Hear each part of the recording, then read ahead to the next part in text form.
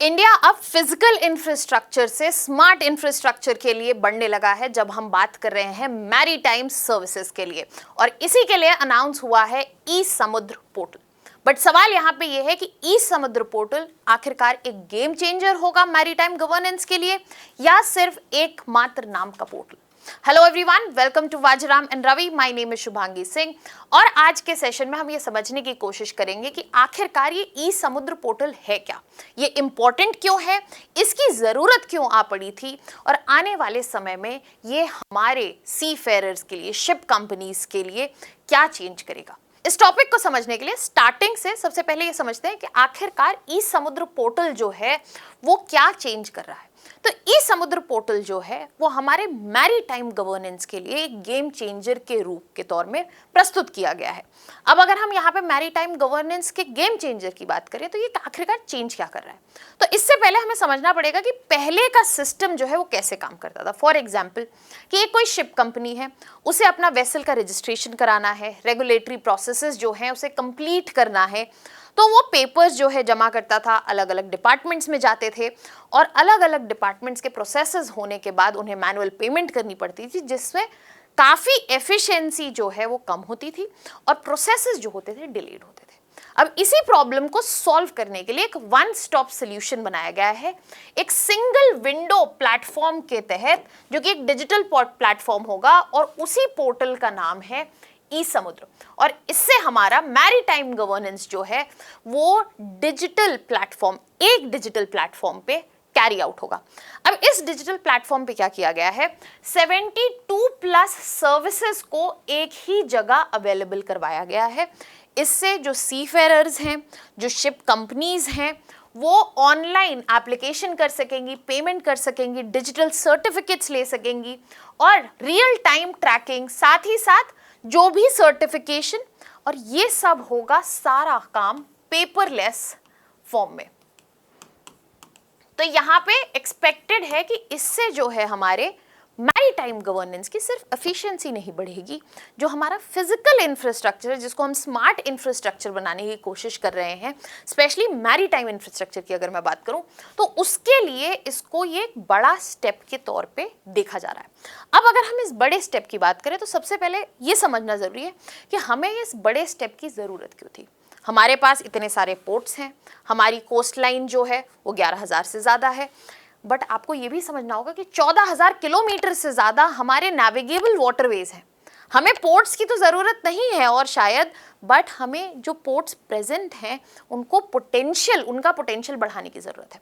तो पिछले कुछ समय में इन चीज़ों में हमें एक पॉजिटिव चेंज देखने को मिला है, क्योंकि अगर हम इंडिया की बात करें तो ट्रेड बाय वॉल्यूम जो उसमें 95% वो शिपिंग से हो रहा है, तो हमारी मैरीटाइम इंफ्रास्ट्रक्चर पे डिपेंडेंस है।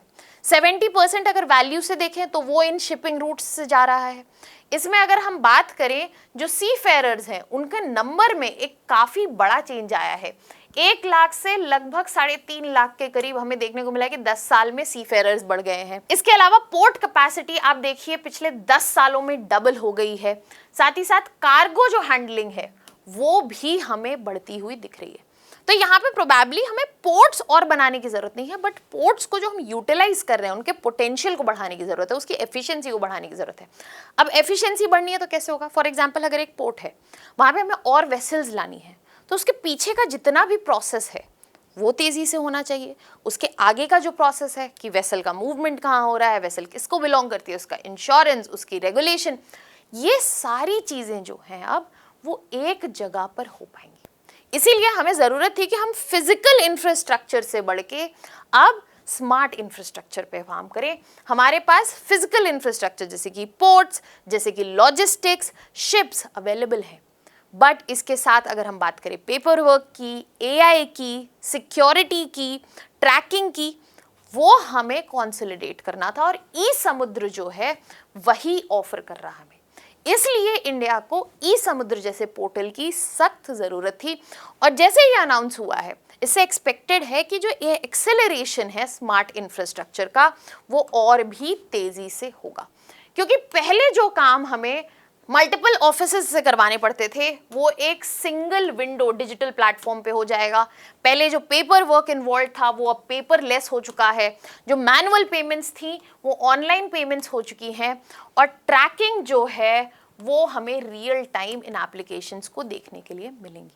तो ऑल इन ऑल जो हमें यहाँ पे सिर्फ एफिशिएंसी बढ़ती हुई नहीं दिख रही है, हमें ये भी दिख रहा है कि जो भी मैरीटाइम स्टेक होल्डर्स हैं, चाहे सी फेयरर्स हों, चाहे शिप कंपनीज हों, जैसे कि कोई सी फेयरर है, उनको रिन्यूअल कराना है, उनको सर्टिफिकेशन चाहिए, उनके लिए प्रोसेस आसान हो गया। आप गवर्नमेंट के कॉन्टेक्स्ट से देखिए, गवर्नमेंट के पास एक इंटीग्रेटेड मैरीटाइम डेटा जो है वो अवेलेबल है एनी टाइम। उनको कोई ट्रैकिंग करनी हो, मॉनिटरिंग करनी हो, बेटर रेगुलेशन करनी हो, उनके लिए भी ये सोल्यूशन है ई समुद्र। सो दैट इज वाई यहाँ पे मैरीटाइम स्टेक होल्डर्स जो हैं और उनकी जो इन्वॉल्वमेंट है वो ईज आउट की गई है, ताकि बेटर परफॉर्मेंस, बेटर प्रोडक्टिविटी हमें आने वाले टाइम में देखने को मिले। अब जब हम ई समुद्र की बात करें कि इतनी चीजें ईज आउट हो रही हैं, तो इससे एक इंपॉर्टेंट फैक्टर और बात करने की आती है कि अगर हम स्मार्ट पोर्ट्स की बात करें तो उसमें ई समुद्र कहाँ फिट होता है। तो ई समुद्र की हम बात करें तो ये एक आइसोलेटेड पोर्टल नहीं है, हमारे पास एक बड़ा मैरीटाइम इकोसिस्टम फ्रेमवर्क है, जिसमें हमारे पास ई नाविक है, डीसी है, सागर मंथन है, बहुत ऐसे सारे पोर्टल्स जो हैं जो इन सारे फ्रेमवर्क को कंसोलिडेट करते हैं। उसमें एक बड़ा एडिशन जो है वो ई समुद्र आया है। अब इससे जैसे कि मैंने कहा कि जो हमारे पास फिजिकल इंफ्रास्ट्रक्चर था, जैसे कि पोर्ट्स हो गया, यहाँ पे यार्ड्स हो गए, लॉजिस्टिक्स हो गए, अब हमारा मूवमेंट है डिजिटल इंफ्रास्ट्रक्चर की तरफ, ताकि हमारा जो मैरीटाइम गवर्नेंस फ्रेमवर्क है वो एक्चुअली रियल टाइम स्ट्रेंथन हो सके, ताकि सिर्फ हमें ट्रेड के तौर पे हेल्प ना मिले, हमें ये भी देखना होगा कि हम कितने सेंट्रली लोकेटेड हैं इंडियन ओशन में, जो कि एक geopolitical theatre, important maritime route भी है। यहाँ पे हमारे पास स्ट्रेट ऑफ मलक्का है, वहाँ पे हमारे पास स्ट्रेट ऑफ हॉर्मज़ है, इंपॉर्टेंट मैरीटाइम चोक पॉइंट्स। और रीसेंट वेस्ट एशिया क्राइसिस में हमें क्लियरली दिखा है कि ये मैरीटाइम चोक पॉइंट्स जो हैं कितना इंपॉर्टेंट है इनके ऊपर कंट्रोल।